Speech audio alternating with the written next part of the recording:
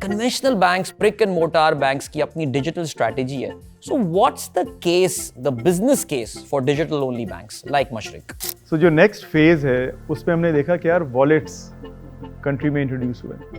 उन वॉलेट्स का फ़ायदा ये हुआ कि एक आम आदमी को भी जो बैंकिंग सर्विसेज हैं वो मिलना शुरू हो गई. तो आज की डेट में आपने सब्ज़ी ख़रीदनी है तब भी आप उसे कह सकते हैं कि यार इजी पैसा जैज़ कैश बता दो, और वो बड़ी खुशी से बताता है और आप पैसे ट्रांसफ़र करते हैं. एक्सपीरियंस ये कहता है कि एक दफ़ा जो एटीएम से पैसे निकाल लेता है वो फिर ब्रांच में नहीं जाता, वो फिर हमेशा एटीएम पे जाके ट्रांजैक्शन करेगा. सिमिलरली जिस तरह अभी हम मोबाइल बैंकिंग ऐप्स की बात कर रहे हैं, एक दफ़ा अगर आपने जाके फ़ंड ट्रांसफ़र की ट्रांजैक्शन कर ली ऐप से, तो इट्स वेरी डिफ़िकल्ट कि आप जाएँ पे ऑर्डर बनाएँ या डीडी बनाएँ या कोई और ट्रांसफ़र मैकेनिज़्म इस्तेमाल करें.